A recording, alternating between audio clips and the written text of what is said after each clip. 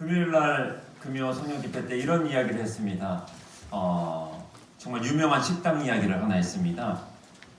여러분들도 잘 아는 텔레비전에서도 나왔던 아주 유명한 식당에 가보면 이러한 글씨가 써 있습니다. 구름은 바람으로 움직이고 사람은 사랑으로 움직인다. 밑에 병천순대 이렇게 써 있습니다.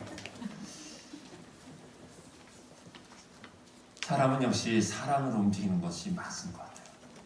이 교회가 사랑의 공동체가 되어지려면 함께 사랑을 공급해야 돼요. 한 방향으로 한 사람만이 하는 것이 아니라 함께 할 때 그 공동체 안에 성령의 역사, 그 움직임이 일어날 줄 믿습니다. 그 사랑 때문에 누군가가 변해요. 그 사랑 때문에 사람이 성장하더라고요. 그 사랑 때문에 헌신자가 나오고 사명자가 나오고 전도자가 나오는 것이에요. 정말 이 공동체가 사랑을 할 수 있는 아름다운 공동체 되기를 간절히 소망합니다. 오늘은 설교를 하려고 혹시 은혜 받으러 나오셨다면 죄송합니다. 오늘은 꽝입니다. 오늘은 은혜로운 이야기를 하려는 것이 아니라 몇 주 전에 우리 리더들과 함께 했던 비전 이야기를 오늘 여러분들에게도 함께 나누고자 합니다. 리더들만 이 비전을 공유하는 것이 아니라 온 성도들이 함께 공유해야 되기 때문에 오늘 찬양 예배를 통해서 우리 교회가 앞으로 나아가야 될 모습, 가치, 우리 교회의 핵심이 무엇인가를 오늘 함께 나누고자 합니다. 많은 분들이 교회를 다니면서도 내가 다니는 교회가 어떠한 교회인지를 모르는 분들이 많이 있어요. 사람들한테 전도를 그래서 못하는 이유가 뭐냐면 내가 다니는 교회의 핵심이 뭔지를 몰라요. 예수님이 누군지도 더욱더 모르고요. 여러분들은 정말 신성교회에 대해서 어떻게 알고 계십니까? 이제 PPT를 이제 하나씩 이렇게 보면서 했는데 첫 번째 제가 던지는 질문은 당신은 신성교회입니까? 라는 거예요. 하나님께서 우리를 부르실 때는 개인적 구원으로서 부르시기도 하지만 공동체 구원으로도 부르셨다는 거예요. 수많은 교회 중에 왜 여러분들은 신성교회를 다니십니까?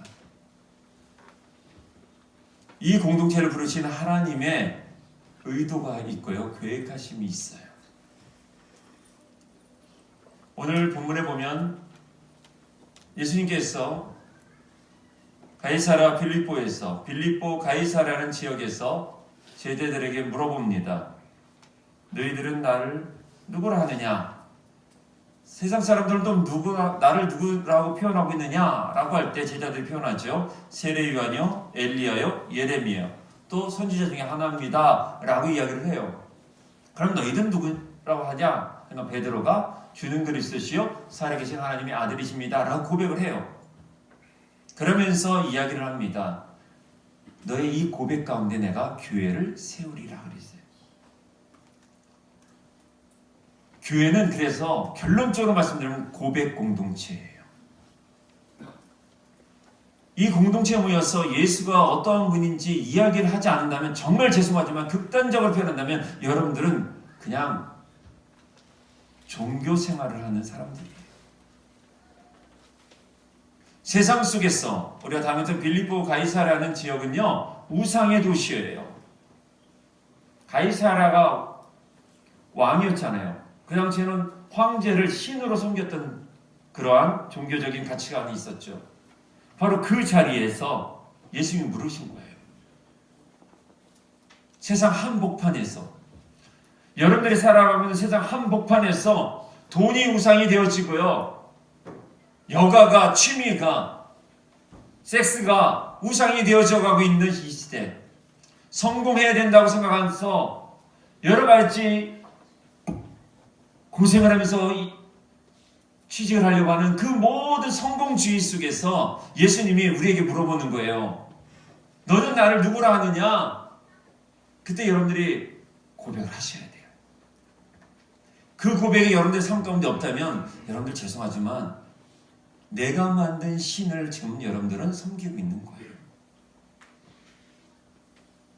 정말 예수를 믿는 게 아니라 여러분들이 예수라는 것을 여러분들 스스로 가상으로 만들어놔서 또 설교 시간이나 뭐 교회 생활 하다 보니까 예수에 대해서 좀 이렇게 좀 많이 이게 좀 딱지 같은 거 붙여놓은 거죠. 지금 여러분들이 만들어 놓은 우상을 예수라고 믿고 있는 거예요. 정말 물질 앞에서 여러분들이 예수가 누구인지를 고백할 수 있어야 돼요. 여러분들의 자녀 문제, 여러분들이 생각했던 모든 그 문제 속에서 딱 두고 있어. 거기서 예수가 누구냐? 라고 할 때 여러분들이 정확하게 고백을 하셔야 돼요. 바로 거기에 교회가 세워진다는 거예요. 그냥 교회에서 신앙 고백, 그건 두 번째로 중요하고, 여러분들의 신앙 고백은 어디서 하냐? 세상에서 하는 거예요. 거기서 여러분들이 고백할 때 어떤 교회가 세우냐? 신성교회가 세워지는 거예요.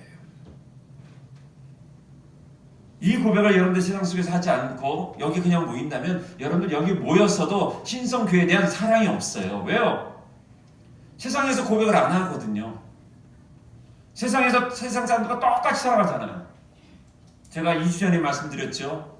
세상 사람과 우리가 세상 속에서는 똑같아요.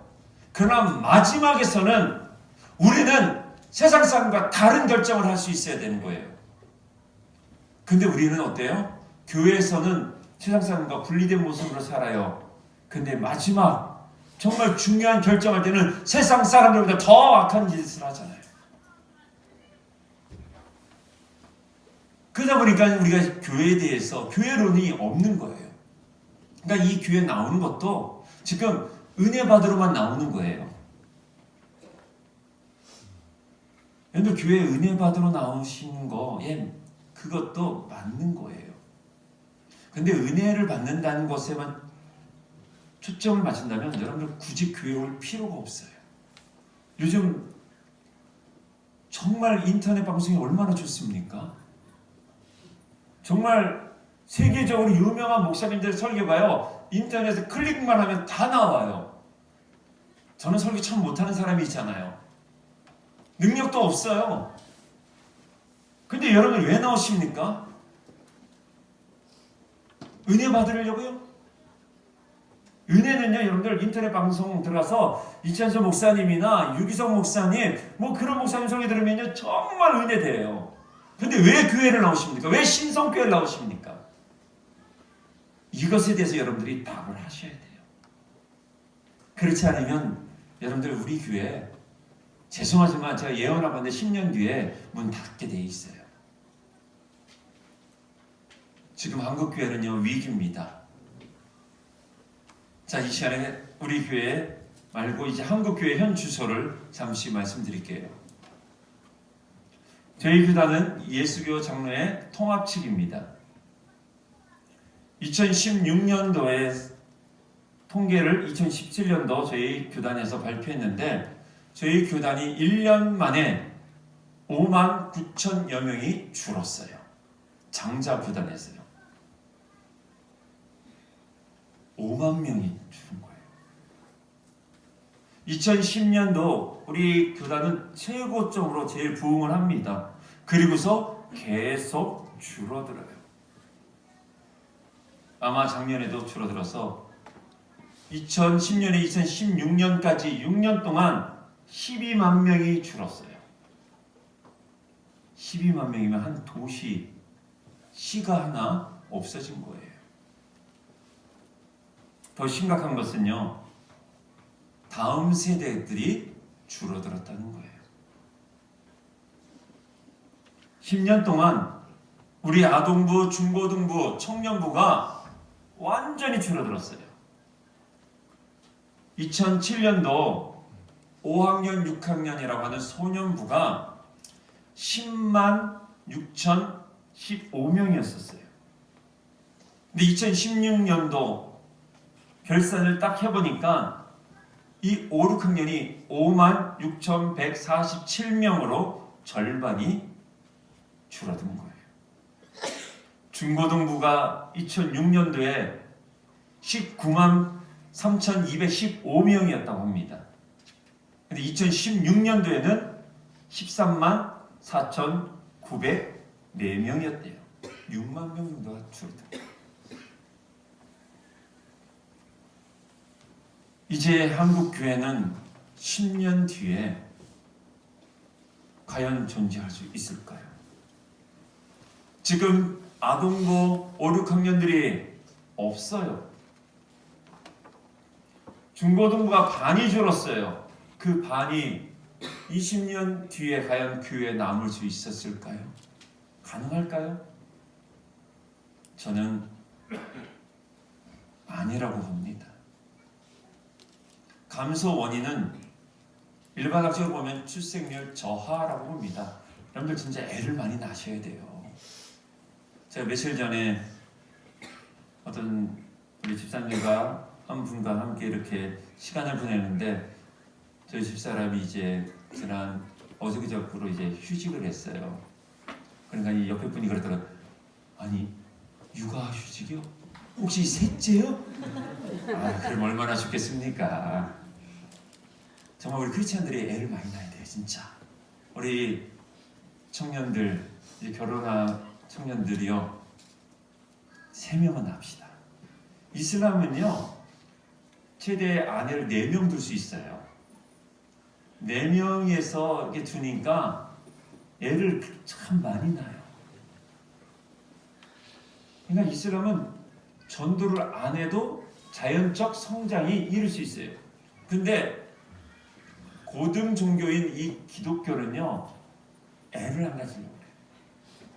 지금 뭐 세상적으로 보면 자녀를 키우는 환경이 어려워요. 이러한 것 때문에 이유도 전혀 없다고 볼 수는 없어요, 교회가. 그런데요, 왜 교회를 떠나고 줄어드는가에 대한 이유가 있어요. 자, 한번 그 다음 볼게요. 왜 교회를 떠나느냐? 정말 죄송하지만 예배 분위기. 예배 분위기가 옛날 같지 않다는 거예요. 그리고 설교도 매우 권위적이고 이러한 부분 때문에 교회를 학생들이 떠난다는 거예요. 목회자들의 책임이기도 합니다. 그리고 교사들의 책임이기도 합니다.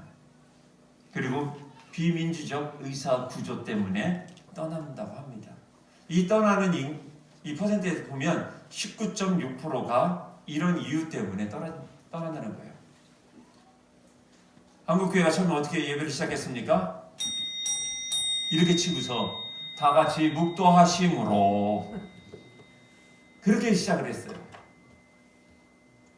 이러한 것이 젊은 세대들이나 초신자들에게는 너무나 부담스러운 거였죠.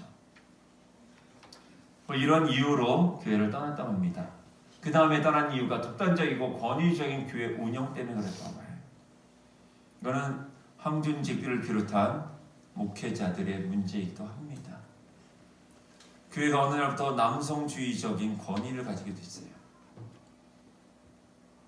집안과 똑같이 교회 와서도요, 정말 우리 남자들 죄송하지만 우리 여자분들한테 시키지 않았으면 좋겠어요. 남자들은 식당에 그대로 앉아있고 여자분들이 이걸 가지고 오는 구조, 이건 좋은 거 아닙니다. 근데 이런 것이 어디서 제일 많이 두드리냐? 교회가 그래요. 매우 권위주의적이라는 거예요. 목사가 권위주의고요, 장로님들이 안수집사님들이요, 매우 권위주의적으로 교회를 운영을 한다는 거예요. 이래서 젊은 세대들이 떠났다는 것이에요. 근데 꼭 젊은 사람들만이 아니에요. 가난한 성도들의 보편적으로 교회를 떠나는 성도들 보면 교회를 27.8년을 다닌 사람들이 교회를 떠나고 있어요. 초신자들이 떠나는 것도 있지만 교회를 떠나는 사람들의 가난한 성도들의 데이터를 내보니까 그들이 교회를 한 교회를 한 두세 개 교회를 신앙생활을 27년은 다녔던 분들이 교회를 떠나고 있는 거예요. 어릴 적부터 교회를 다녔다 보면 결론은 20대나 30대 때 떠났다는 얘기기도 합니다. 이러한 문제 때문에 정말 우리 교회도 정말 독단적으로 교회를 운영하지 않았으면 좋겠어요. 목사의 권위로? 아니요. 또 한편으로 목소리 큰 사람의 한 부분으로도 결코 교회는 운영되어져서는 안 됩니다. 작은 자의 소리를 또 듣고 또 듣고 끊임없이 조정하고 갈등하면서 조정하고 또 갈등하고 조정하고 이런 구조를 가지셔야 돼요. 한두 번 했다고 말 안 되다고 포기하지 마세요. 조정이라는 건 쉽게 될 수 없는 거예요. 벌써 우리는 49년 된 기성교회예요. 그러다 보니까 너무 권위적인 부분이 우리 안에 있기도 해요. 이런 것 때문에 우리 청년들이나 성도들이 떠나지 않는 그런 교회가 좀 됐으면 좋겠어요. 자, 그 다음에 세 번째가 좀 문제이기도 합니다. 틀에 박힌 신앙생활이 싫어서. 요 틀을 이 세 번째 문제를 가지고 제일 지적하는 게 우리 청년들이에요. 틀에 박힌 신앙이 싫대요.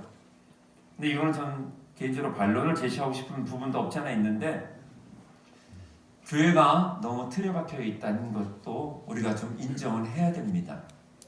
이것 때문에 교회를 많은 사람들이 떠난대요. 우리 교단 내에 청년부가 없는 교회가 6,600개의 교회가 청년부가 아예 없어요. 우리 노예 112교회 중에 청년부가 있는 교회가 13개 정도예요. 청년 전담 목회자가 있는 교회는 3개밖에 없어요. 3교회. 큰 교회인 상당, 청석, 복대, 청북부 이 3개밖에 없어요. 나머지는 없어요. 13개 교회 중에서 3개가 전담이 있고 나머지 10개의 교회는 교육자들이 두어를 하는 거죠. 2개 이중직을 하고 있는 거예요. 교부 사역도 하고 청년부 하고. 이 10개 교회도 조사를 해보니까 제가 이제 우리 노예 청년분과위원장이거든요. 그래서 보니까 청년부가 30명 넘는 교회가 많지가 않아요. 그 10명 중에서도. 자, 10년 뒤에 이 청년들이 이 교회를 나눈다면 지금 우리 믿음숙 어르신들이 돌아가고 10년 뒤에 돌아가신다면 죄송합니다. 그 전에 오래 사실 거죠? 예, 20년. 예, 아무쪼록 그러면 올라가면 어떻게 될까요? 비율이 맞지 않는 거죠. 그러면 결국 교회는 줄어드는 것입니다. 우리 교단이 30년 전에 40세 이하가 교회 비율로 79%를 차지했대요. 꽤 젊고 건강한 교회였죠. 30년 전에. 근데 그때 있었던 30대, 40대 분들이 신앙을 그대로 가지고 올라오긴 했어요. 근데 문제는 그분들의 자녀들이 교회에 지금 남아있지 않아요. 정말 죄송하지만 우리 항존직 자녀들이 교회를 지금 떠나고 있어요. 교회 나오지 않아요. 이게 지금 한국 교회의 문제고 우리 교회의 문제이기도 해요. 세계적으로 유명했던 미국의 수정교회가 경매에 나와서 넘어갔습니다. 어마어마한 큰 교회예요. 그래서 한국 교회의 목회자들도요, 탐방을 그 수정교회로 참 많이 갔었어요. 근데 지금은 문을 닫았고 다른 데로 넘어갔어요. 교회 성장학자들은 지금 한국 교회를 비롯한 전 세계 모든 교회가 왜 이렇게 문제가 되느냐라는 것을 지적하는 가운데 두 가지가 점점 한국 교회를 비롯한 모든 교회에 빠져 있다라는 거예요. 첫 번째로 예수의 고난이 빠져 있다는 거예요. 설교 시간에 그 단어가 빠져간다는 거예요. 십자가가 빠져간다는 거예요. 그러면서 그 자리에 뭐가 들어와요? 성공에 대한 것. 어떻게 하면 행복해집니까? 여러분들도 지금 이 시간에 은혜 받아서 행복해지려고 나왔잖아요.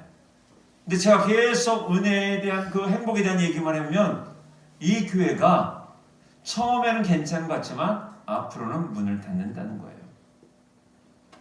교회는 왜 있어야 될까요? 행복해지려고요? 아니요. 이거를 우리가 기억하셔야 돼요. 왜 교회를 다니는가? 여러분들 왜 교회 다닙니까? 마음의 위로를 받고자요? 그러면요, 마음의 위로받을 수 있는 곳은 진짜 많아요. 상담소가 있어요. 요 근처에 신성동에 점집도 있어요. 점치러 다니는 분들이 참 재밌더라고요. 보니까 자기가 듣고 싶은 이야기를 해주는 점쟁이를 끝까지 찾아다녀요. 여기서 들으면 아닌데, 또 이쪽에서 들으면 아닌데. 그래서 자기가 원하는 얘기를 해주면 용하다고 얘기해요. 저도 좀 용하게 할 수는 있어요. 근데 교회는 그런 곳이 아니잖아요. 교회는 뭐가 있어야 돼요? 예수가 있어야 돼요. 다시 말해 여러분들 안에 예수가 있냐는 거예요. 여러분들 안에 예수님 계십니까? 근데 왜 이렇게 고집을 피세요? 왜 자기 것만 주장하세요? 예수가 있는데 왜 낮아지지 않나요? 예수가 있는데 왜 땅끝까지 이런 증인이 되지 않고 있나요? 그 자리에 누가 있어요? 위로받고 싶고요. 복받고 싶고요.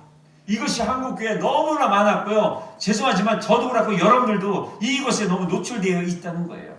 이것에 영적인 방사선을 우리가 안 찍은 것 같지만 계속 지금 받고 있어요.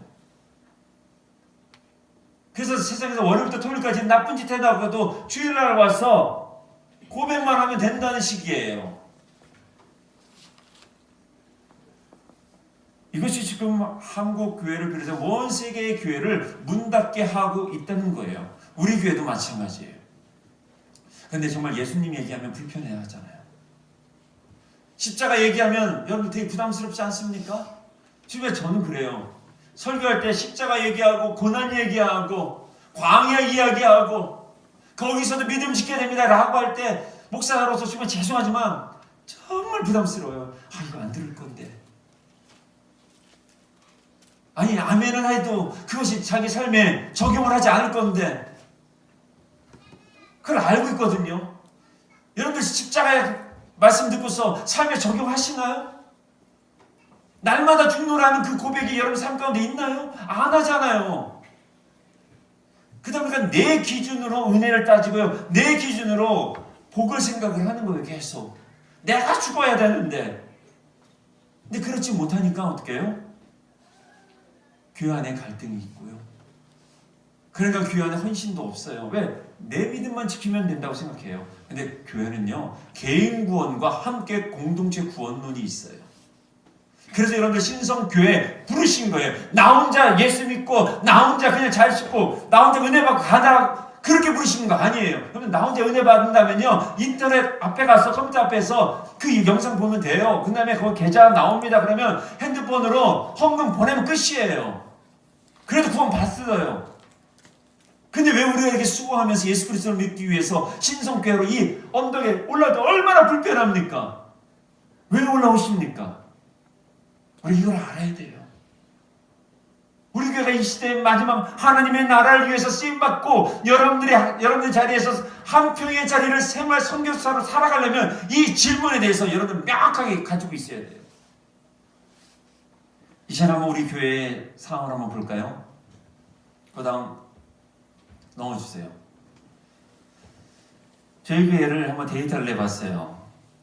작년에 2018년도 3개월 동안에 최소한 한 번 정도 예배 드리는 그런 성도들을 이제 조사해보니까 156명이 이제 교육자들 빼고 중고등부 빼고서 156명이 교회를 다녔었어요. 예배를 한 번은 나왔다는 얘기죠. 근데 이 세대를 한번 보면요, 우리 10대가 12% 정도 돼요. 한 22명 정도? 여기는 남녀 비율이 거의 좀 비슷해요. 여자가 그래도 좀 더 많이 있지만. 자, 그 다음에 20대를 보니까 한 19% 정도 됩니다. 한 34명 정도 되는데, 여기서부터 이제 남자들이, 여기는 좀 특이하게 남자들이 더 많아요. 시집 장가를 갈 수 있으려나 좀 고민되기도 합니다. 남자가 19명이고 여자가 15명이에요. 그 다음에 30대가 보니까 25명 정도에서 14% 정도 됩니다. 근데 여기 이 세대가 가장 신앙생활을 안 하는 세대입니다. 정말 죄송하지만 헌금 생활 안 합니다. 이 30대 중에서 11조를 하는 가정은 제가 알기로는 딱 2가정 정도 돼요. 나머지는 아무도 11조를 하질 않아요. 그리고 교회도 열심히 없어요. 그냥 나오는 거예요. 근데 희한한 것도 이분들은 어디에다 헌금을 하냐면 오병이 헌금을 합니다. 구제는 해요. 왜요? 그런 관점들을 가지고 살아가는 사람들이기 때문에 그래요. 기부하는 것은 자유로운 세대예요. 근데 우선순위를 어떻게 해요? 하나님에게 절대 두지 않아요. 그러니까 자기들 쓸 거 다 씁니다. 20대도 마찬가지예요. 20대에서도 11조 생활하는 사람은 거의 없어요. 헌금조차도 하지는 않아요. 그렇지만 자기들 계산을 쭉 보면 데이트하는 비용 다 하고서 마지막에 남는 거를 헌금한다고 하는데 이 남는 게 거의 없어요. 항상. 그래서 주일 헌금조차도 하지 않아요. 지금 20대, 30대가 지금 그러고 있어요. 결론은 10년 뒤에 우리 교회 안수 집사님들은 없어진다는 얘기예요. 젊은 안수 집사님들은 이제 세워질 수 없어요. 안수 집사님들을 한다는 것은 기본적으로 주일 예배 성수와 그 다음에 11조 생활을 해야지만 안수 집사가 될 수 있어요. 근데 안 된다는 거죠. 쉽게 말해서요. 그 다음에 40대를 한번 볼게요. 여기도 한 14% 됩니다. 25명이에요. 근데 여기서부터 확연히 차이 나는 게 뭐냐면 남성이 없어요. 거의 여성들 중심이에요. 40대는 성도분이 한 분도 안 계셔요. 그리고 황준직들이 거의 없다는 거예요. 남자는. 그러니까 저희 교회에 일할 수 있는 남자들이 없어요. 교회에 제일 참석 안 하시는 분들 죄송하지만 이남선이 제일 안 돼요. 지금 저희 교회에서는요. 오여전도보다도 더 안 되는 교회가 이남선이에요. 가장 약해요.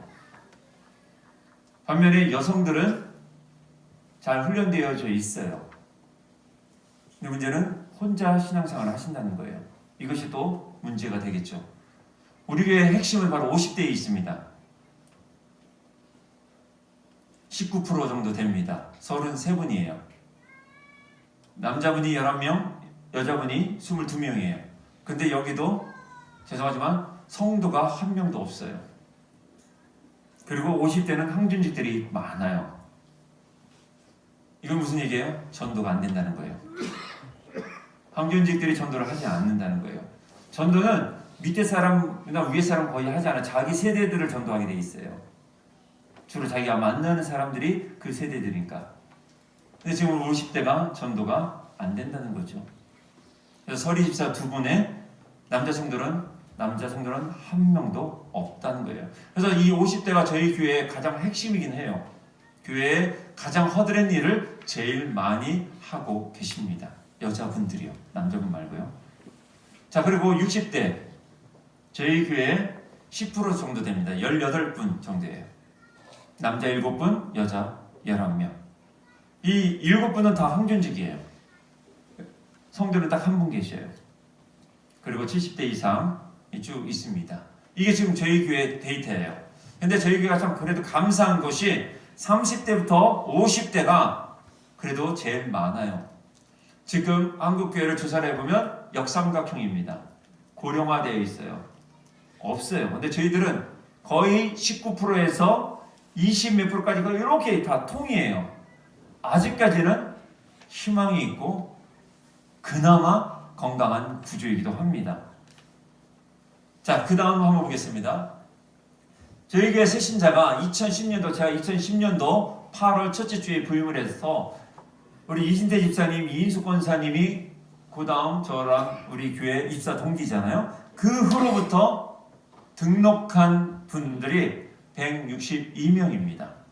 진짜 많이 온 겁니다. 이거는요, 거의 한 300명 되는 교회의 데이터 정도인데 저희들이 그때 시작할 때가 세례 교인이 60명밖에 안 됐었어요. 그 가운데 162명이 등록했다는 건 참 대단합니다. 근데 현재 이 162명 중에서 현재 우리 교회를 계속 다니신 분들이 98명이에요.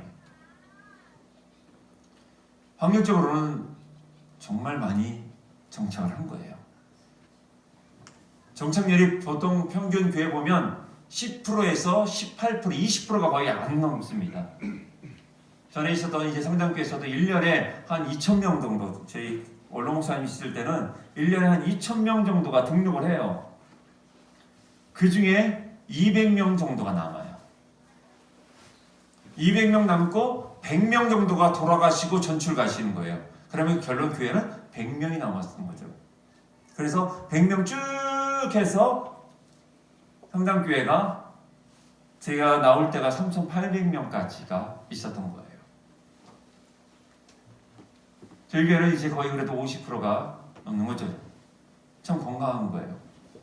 이렇게 할 수 있었던 거는요, 바로 아까 말한 50대 그리고 40대에 있는 리더들이 팔로워들을 정말 사랑으로 잘 품어주셨어요.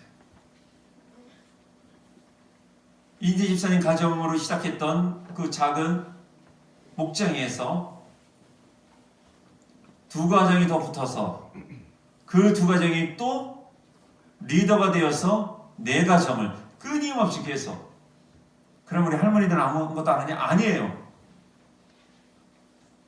우리 할머니들이 우리 성도님들 오면 손을 잡고 와서 와주셔서 고마워요. 그 한마디가 그렇게 좋았대요. 그래서 온 성도들이 함께 한 사람 한 사람을 계속 잡아줬기 때문에 현재 98명이 남았다는 거예요. 그런데 이 98명 중에 진짜 교회를 안 다니다가 교회 오신 분이 24명밖에 없어요. 이것이 좀 안타까운 부분이죠. 48명이 교회를 다니다가 교회에 상처받아서 안 다닌 가난한 성도가 48명이었고 26명이 타 교회에서 이동한 수평 이동 교인이었습니다. 재신자는 24명밖에 안 돼요. 여러분들이 새 생명을 잉태하지 못했다는 거죠, 우리가. 이 98명 중에 남아있는 중에서 23명을 제가 보니까 저랑 관계되신 분이 저희 교회에 오셨더라고요. 그러니까 제가 전도상 받아야 돼요. 그렇죠? 전도상 1등. 여러분, 지금 이것이 우리 교회 현 주소예요. 너무나 놀라운 것은 120명 정도 되는 성도들이 참 많이 헌신해 주고 있다는 거예요. 저희 교회가 112개 우리 노예 중에 14번째 가까이 됩니다. 수인으로 한다면, 교인 수로 하면요. 엄청 큰 교회예요, 저희 교회가.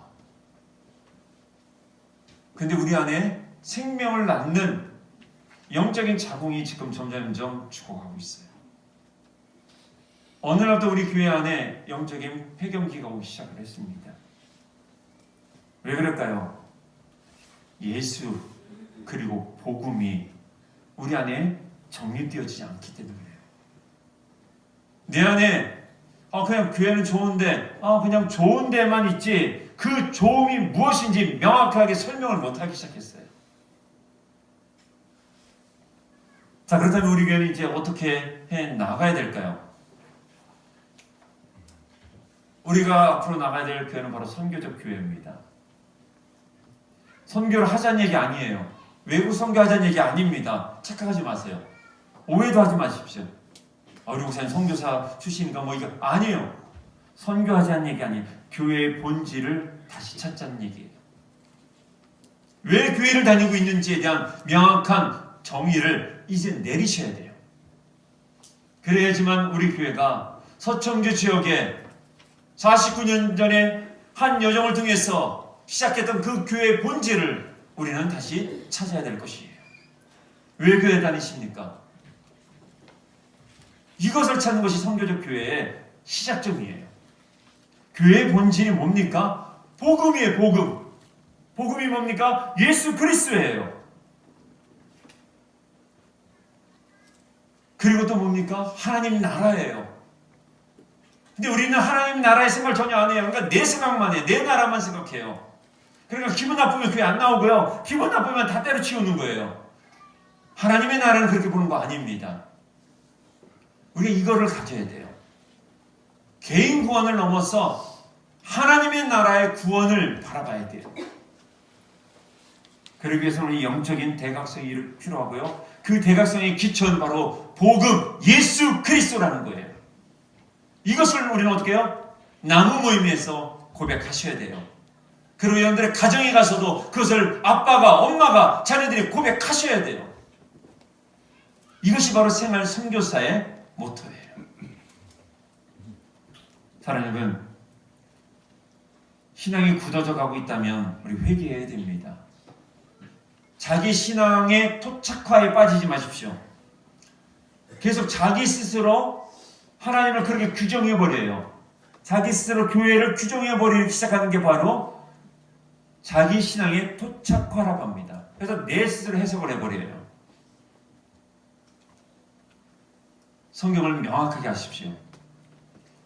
성경을 명확하게 하기 위해서 제일 중요한 것이 여러분들 부탁드리는데 시선을 바꾸셔야 돼요. 내 안에 여러분들 상처받은 시선으로 성경 보면요, 상처받아서 위로받는 것만 보여요. 그래서 늘 그것만 받고 자기 혼자 살아가요. 시선의 변화를 가지셔야 돼요. 돈에 문제가 있어요? 아니 뭐 진로에 대한 두려움이 있어요? 늘 보면 그것만 바라봐요. 그래서 결론은 자기 합리화를 성경에서 찾아요. 그게 바로 자기 신학이에요. 우리 예수의 신학을 믿는 것이지 내 신학을 어떻게 믿어요? 내가 완전합니까? 내 생각, 내 경험이 완전합니까? No! 아니에요. 나는 불완전한 존재예요. 그래서 우리는 예수가 길이요 진리요 생명이라고 믿고 있잖아요. 그런데 이거는 아는데, 명제는 아는데 내 삶은 어떻게 해요? 여전히 세속화되어서 작은 드라빔을 모시고 살아가고 있잖아요. 그러니까 교회에 오면 내 신앙으로 사람을 봐고 교회를 바라보니까 늘 문제밖에 안 보이는 거예요. 이렇게 해서 우리 교회를 만들어갈 수 없어요. 하나님의 뜻을 이루어갈 수 없는 것이에요. 사랑하는 여러분, 신앙의 화석화, 토착화에 빠지지 말고, 그러기 위해서는 여러분들 기억해야 될 단어가 있습니다. 복음의 유연성을 가진 교회가 되자. 여러분들이 바로 복음의 유연성을 가진 교회가 되어야 돼요. 베드로 봐요. 기도하는데 환상을 보여요. 하늘에서 보자기가 나오는데 보니까 그 안에 먹을 수 없는 것들이 있는데 하나님이 그런 얘기를 해요. 야, 먹어! 그래요. 베드로는 누구였어요? 유대인이었어요. 근데 먹지 못하는 게 있는 거예요. 그러니까 쉽게 말해서 족발. 우리 같았으면 진짜 엄청 먹겠죠. 족발은 이스라엘 민족은 못 먹어요. 근데 족발이 내려온 거예요. 저 같으면 할렐루야 응답입니다. 먹겠죠. 근데 베드로는 누구예요? 유대인이에요. 유대인의 틀이 있어요. 예수를 믿었음에도 불구하고 유대인의 틀을 가지고 있는 사람이 베드로였어요. 우리가 그래요. 예수를 믿었는데 내 생각으로 예수를 받아들여요. 예수가 들어온다는 이것이 박살나는 거예요. 여러분을 잡아 죽는 거거든요. 그러니까 하나님 그래요. 야 먹어. 아유 못 먹어요. 하나님 이거 부정한 거잖아요. 또 하나님도 그래요. 먹어. 하나님 이거 더러운 거잖아요. 제 믿음 흔들지 말고 더 시험하지 마시옵소서 그래요. 하나님 또 먹으라 해서 그때 먹어요. 근데 그때 뭐예요? 고넬료라는 백부장이 오는 거잖아요. 이방 사람들이 온 거예요. 이방 사람과 유대인들은 함께 할 수가 없어요. 근데 베드로가 그걸 깨닫고서 고넬료를 가서 축복해줘요. 저는 우리 교회가 이 복음의 유연성을 가졌으면 좋겠어요. 나랑 달라요? 아니요. 우리 주님은 우리에게 합니다. 서로 사랑하라고 해요. 나랑 좀 가치가 달라요? 나랑 표현법이 달라요? 마음 닫아버리는 게 아니라 먹어라! 함께 교제하라고 하잖아요. 우리가 그걸 해야 돼요. 그렇지 않고서는 이 교회가 복음의 유연성을 가질 수 없고 결론은 뭐예요? 내 신앙의 토착화가 되는 거예요. 자기만 혼자 거룩한 척해요. 며칠 전에 아주 참 슬픈 이야기를 제가 들었어요. 어느 교회인데요. 소위 기도를 많이 하고 치유 사역을 하는 권사님께서 목사님에게 가서 그럽니다. 목사님은 성령이 없어요. 목사님 기도도 안 하시죠? 회개하셔야 됩니다. 제가 그 얘기 듣고서 말세다. 자기 신앙 속에 갇혀 있는 거예요. 그걸 가지고서 의로운 것처럼, 그러니까 세상에서 우리 교회가 계속 욕구도 먹는 거예요.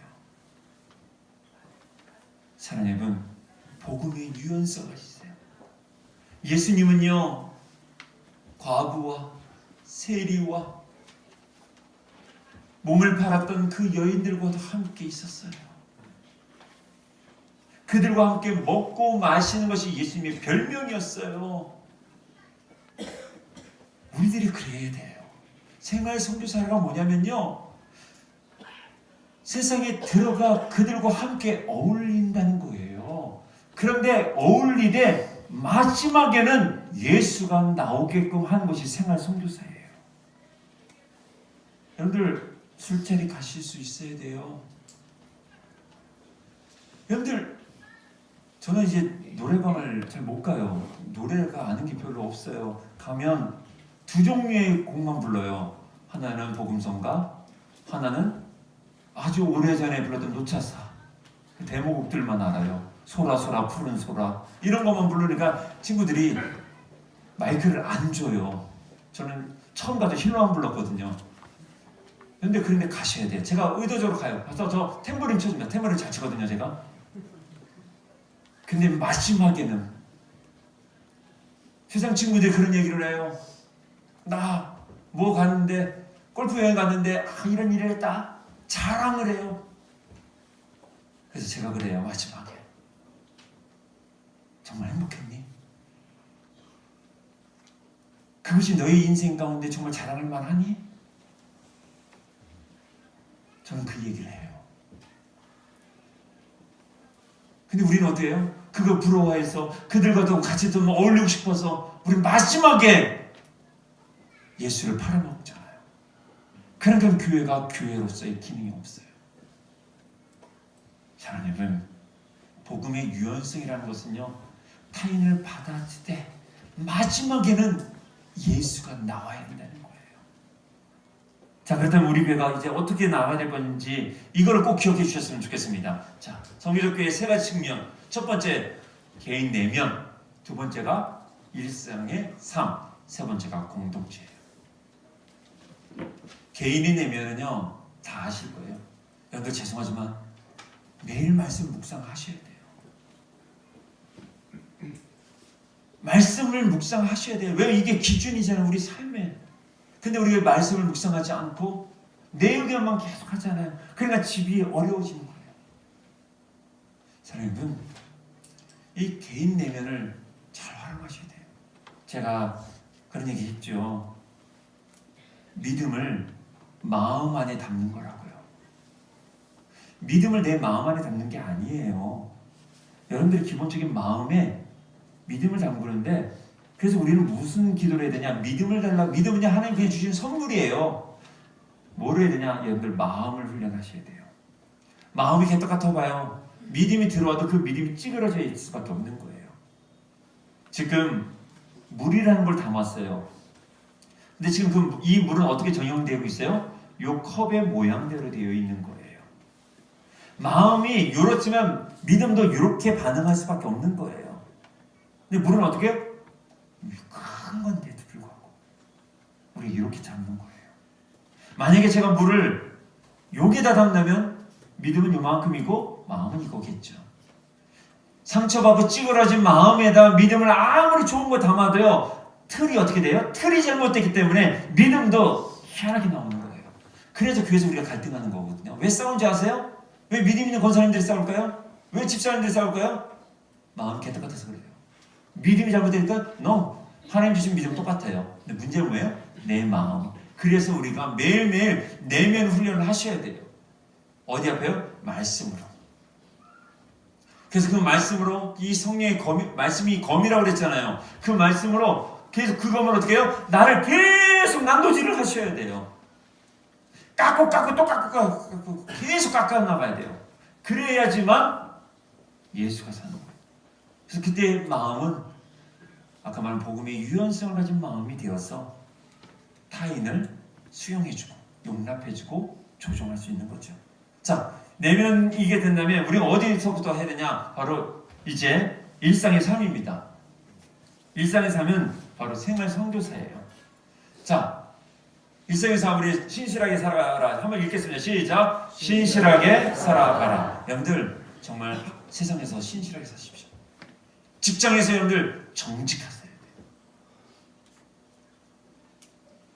정말 세상에서 뒤처지지 않았으면 좋겠어요. 실력이 없어서 뒤처지지 않았으면 좋겠어요. 실력 없는 것이 바로 여러분들 하나님 앞에 죄가 될 수도 있어요. 여러분들 어떤 일터에 갔습니까? 거기서 전문성을 키우셔야 돼요. 영성으로 세상을 이길 수 없어요. 기도만 해서 정말 목사가 이렇게 해서 불경만 할 수 있을 것 같지만 기도로만 세상이 못 이깁니다. 그럼 기도원 가시죠? 근데 우리는 월요일부터 토요일까지 어디서 삽니까? 세상에서 파송받은 선교사로 살아가는 건데 실력이 없어요. 거기서 기도로 그 상사와 거래처와 어떻게 거래를 할 겁니까? 기도요? 뭐 그럼 하나님이 그냥 다 해주시나요? 아니요. 하나님 그런 하나님 아니에요. 여러분들 하나님을 자판기로 생각하시고 있어요. 내가 기도를 많이 하고 딱 버튼 누르면 딱 나와서 아니라는 거예요. 성경은 분명히 정말 눈물로 씨를 뿌린 자가 기쁨으로 단을 거두리라고 그랬어요. 믿음으로 나아가는 거예요, 세상에. 근데 거기서 뭐예요? 네 실력이 있어야 돼요. 그 실력으로 하나님께서 주신 그 달란트와 그 은사를 활용을 하셔야 되는 거예요.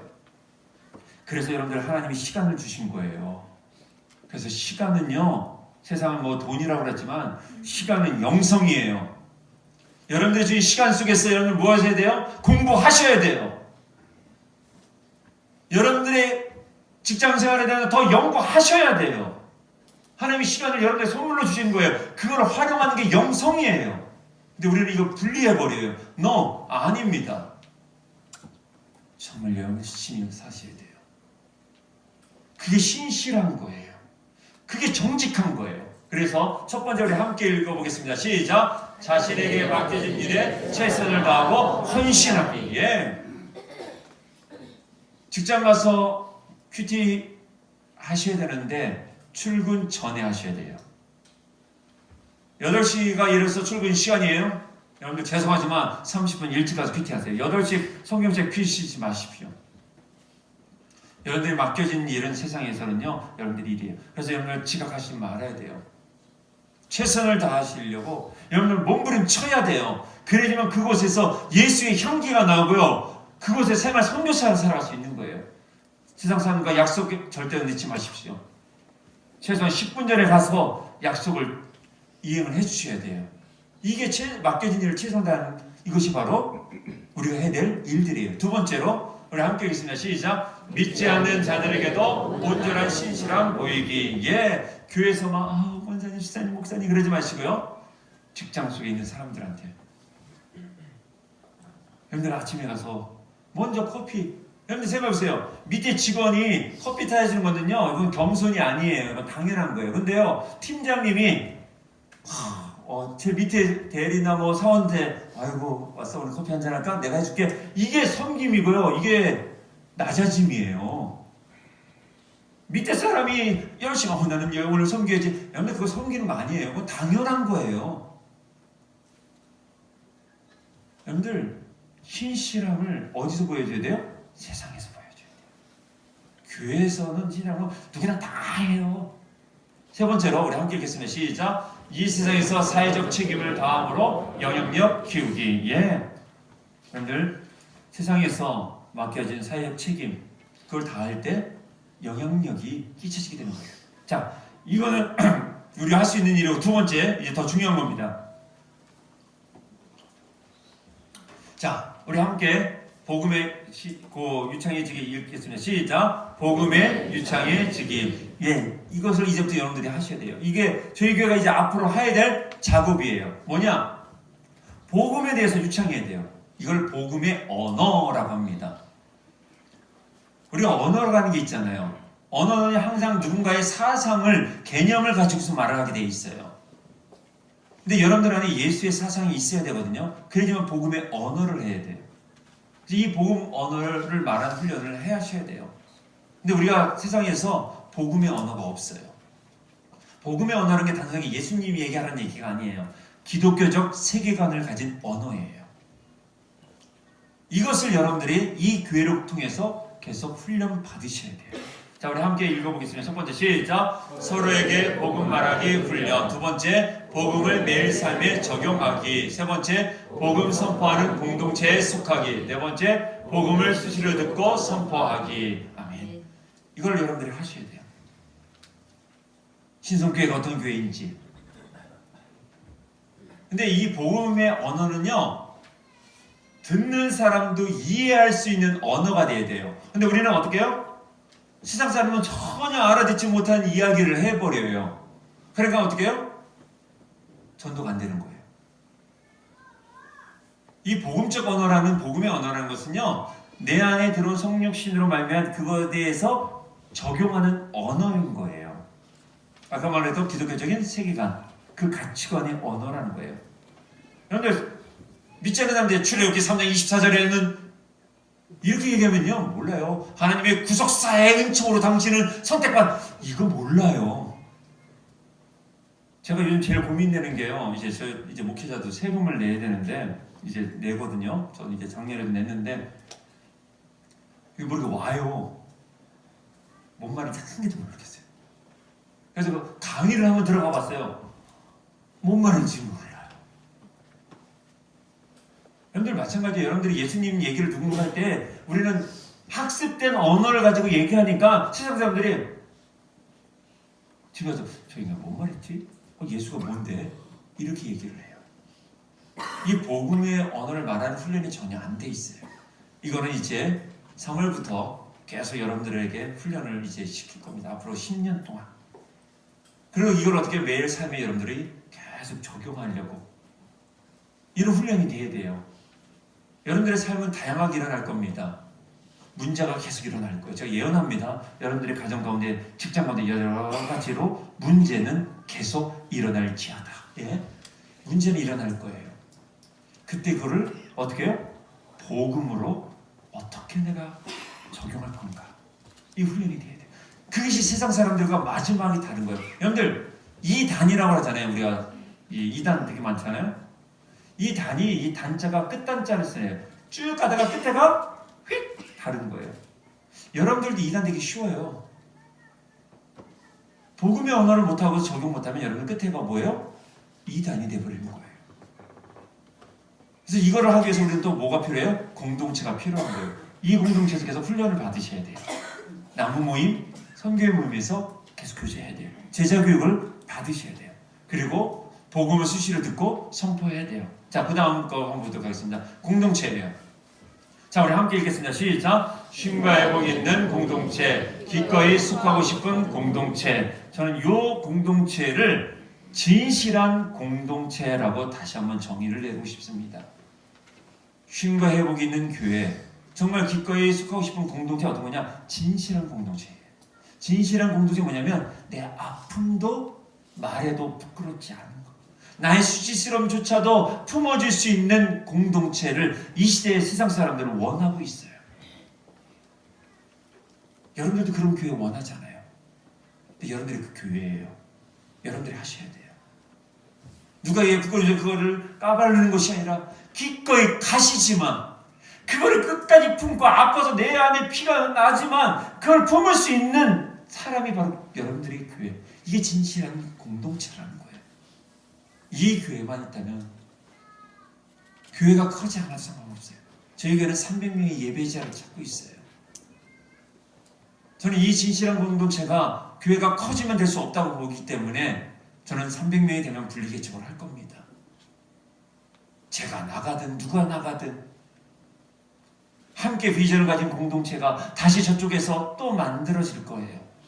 저는 이것을 그래서 네트워킹하는 교회라고 말하고 싶은 거예요. 제가 예를 들어서 또 진짜 속으로 우리 목사님 나간대 그러지 마시고요. 또 10년 뒤에 우리 목사 왜 안 나가요? 그런 얘기 하지 마시고요. 예를 들어 제가 세종에다가 이 공동체를 그대로 하나를 또 만들 수 있는 거예요. 그러면 세종과 오성과 이쪽 지역에 있는 성도들이 함께 가서 이런 공동체를 또 만드는 거죠. 진실한 공동체를. 이렇게 해서 유기적인 관계를 가진 네트워크를 하고 있는 그런 교회가 이제는 필요하다는 거예요. 이제 말씀을 정리하고자 합니다. 사랑하는 여러분, 정말 쉽지 않습니다. 그래서 마지막에 우리 교회가 어떤 방향으로 나가야 되냐 도표를 하나 보도록 하겠습니다. 이것이 우리 교회의 핵심이에요. 이거를 가지셔야 돼요. 사랑하는 교회, 서로 사랑하는 교회. 서로예요. 일방적인 짝사랑? No. 사랑하셔야 돼요. 그렇다면 마음문 열어주셔야 돼요. 누구를 사랑하냐? 편한 사람? 아니요. 기꺼이 불편한 사람을 사랑하는 공동체가 돼야 돼요. 사랑하는 교회. 그 다음에 우리 교회는 어떻게 돼요? 복음을 해석해주는 교회가 돼야 돼요. 여러분들이, 그래서 저는 어떤 소망하냐? 예를 들어 직장에서 어려워요. 우리 청년들이 진로 때문에 고민을 해요. 그걸 우리 집사님들이, 직장을 먼저 갖고 계신 선배 집사님들이 그걸 복음으로 어떻게 삶을 해석해 줬으면 좋겠어요. 이런 교회가 돼야 되는 거예요. 그 다음에 우리는 어떻게 해요? 선교적 교회. 교회의 본질을 가지고서 그 다음부터는 이 선교적 교회가 나중에는요 생활 선교사로 계속 나아가야 되는 거죠. 계속. 그 나간 교회가 어떻게 해요? 네트워킹을 하는 거예요. 이것이 계속 유기적으로 관계를 맺어야 돼요. 그런데 요 도식을 기억하셔야 돼요. 서로 사랑하는 교회, 복음을 재해석해주는 교회. 그러면 여러분들이 어떻게 해요? 복음이 있어야 돼요. 그를 삶의 텍스트로 컨텍스트를 해석해줘야 돼요. 이 컨텍스트를 가지고 온 지체들에게 우리가 복음으로, 상황을 가지고 들어온 지체들에게 복음으로 재적용을 해야 돼요. 근데 죄송하지만 목사가 하기가 어려워요. 목사는 세상을 몰라요. 죄송하지만 목사는 세상 모릅니다. 저는 세상에 나가서 일한 적이 노가다에서 몇 번 뛴 적밖에 없어요. 누가 해석해줘야 돼요? 여러분들이 해줘야 돼요. 여러분들이 복음으로, 집사님 저도 이런 삶 속에서 이렇게 해서 이렇게 믿음으로 살아왔습니다. 해석해 주셔야 돼요. 이런 교회가 바로 선교적 교회고요. 이런 교회가 성장을 하면 흩어져서 다시 네트워킹을 하는 거죠. 그래서 저는 꿈을 꿉니다. 제일 먼저 우리 청년교회가 네트워킹을 하기를 원해요.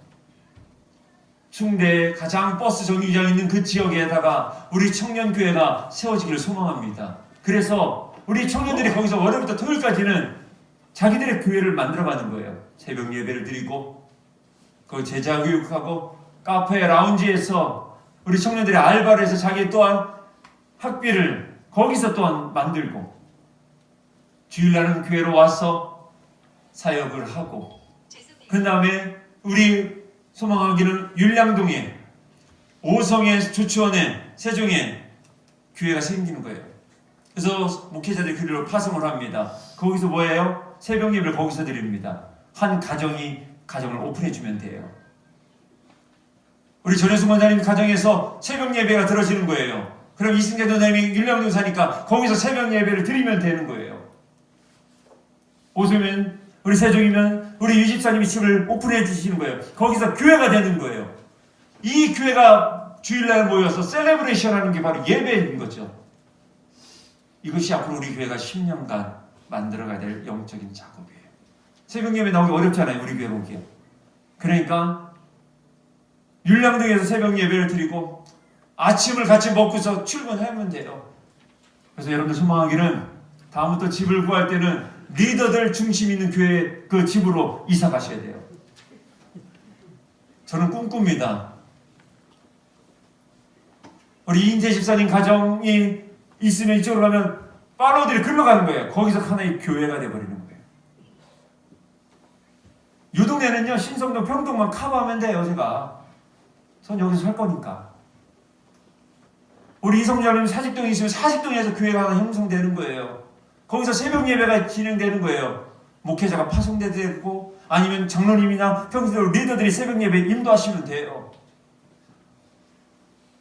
저는 이런 교회, 네트워킹하는 교회를 꿈꿉니다. 여러분들이 이 교회를 왔다면 우리 함께 꿈꿨으면 좋겠어요. 부족한 종에게 2010년도 8월 달에 준 그 비전이에요. 사랑하는 여러분, 우리 함께 꿈꿨으면 좋겠어요. 여러분들이 신성교회입니다. 그 교회로서의 기능을 우리 함께 소망하기를 간절히 축원합니다. 기도하겠습니다.